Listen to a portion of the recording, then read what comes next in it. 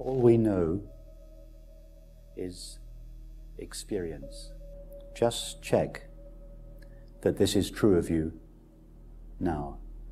Range over your current experience of the apparent mind, body, and world,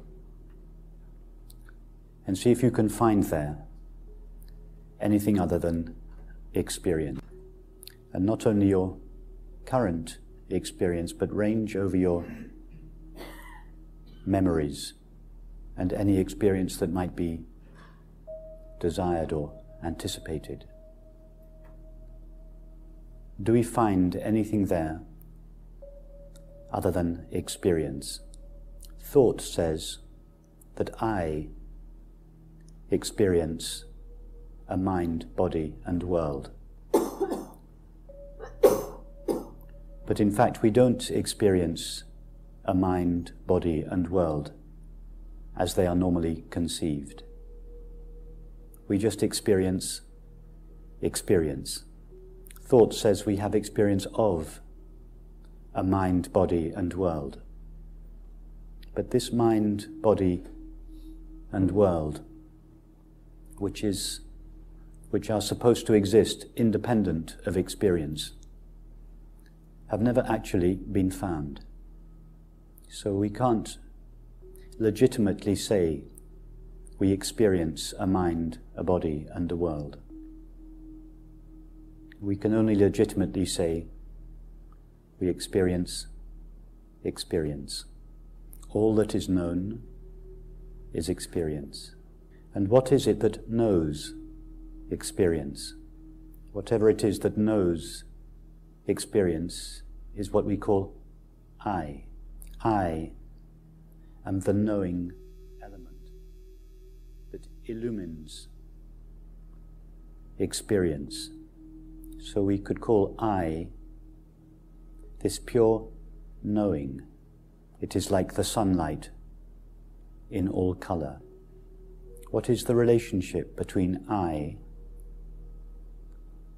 this knowing presence, and all experience? Can you find any part of your experience that is not intimately pervaded by the knowing of it? Take an experience that is normally conceived as intimate and close, such as a feeling, a very private feeling, or a thought, and see that in fact all there is there of the feeling or the thought is the knowing of it.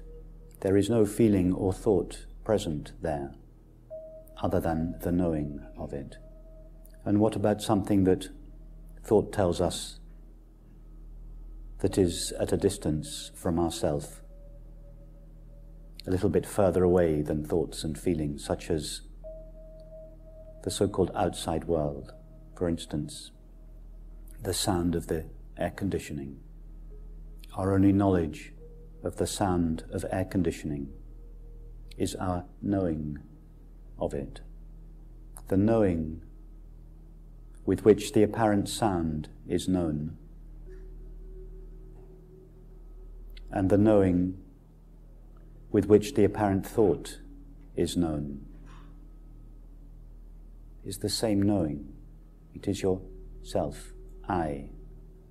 Thought says that, for instance, the chair on which we are apparently sitting is made out of something solid, dense, and inert, something that is not myself, something that is called the world, matter. But we have no evidence of such a chair or any stuff called matter.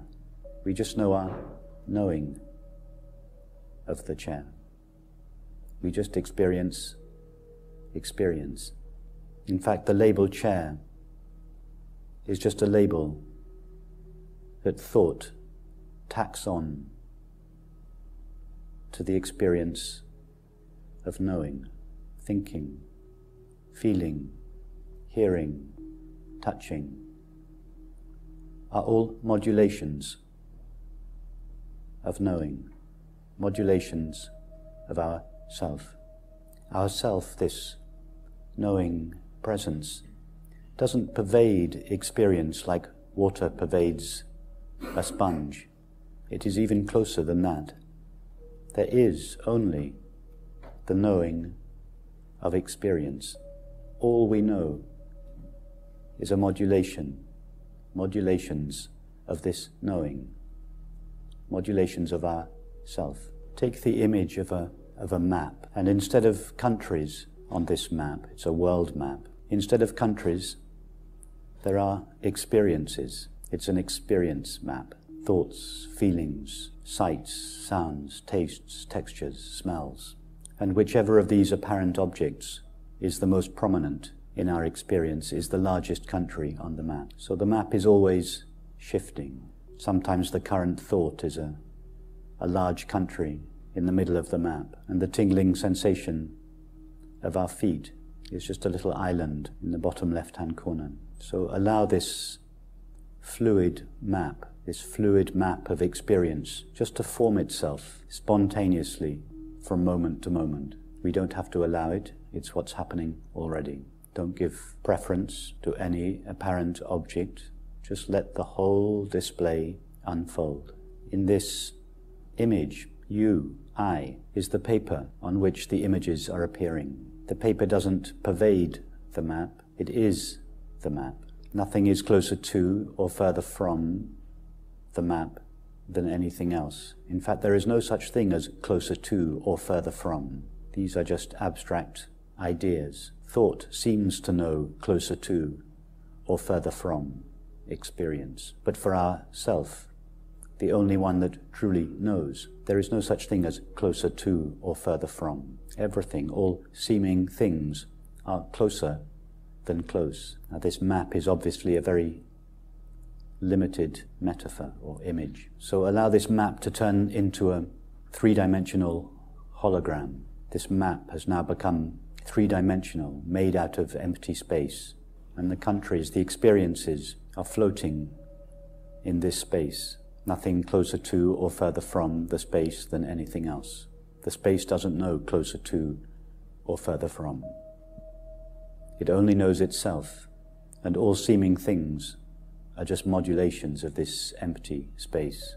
This empty space is not an inert space, it is a knowing space, it is an aware space. See that experience is not pervaded by this aware space. Everything, all seeming things, all experience are modulations of this empty knowing space, made only of the knowing of them. Again, this three-dimensional space-like image is limited. So let's try to come closer to our experience. In this three-dimensional map, this hologram of experience, drop the three-dimensional space-like quality. The map now has no dimensions. It is just made of pure knowing, pure awareness. Drop the space-like quality. The only quality, if we can call it a quality that remains, is knowing or awareness. Your self, I, pure knowing. This I, this knowingness, doesn't pervade experience. All seeming things are modulations of this knowingness, modulations of ourself. Thought says that experience is divided in two parts. One part that knows it, and another that is known. But experience says no such thing. All that is known is the knowing of experience. All that is known is knowing. And what is it that knows? Knowing. Only knowing. Only yourself. All there is ourself knowing and being itself.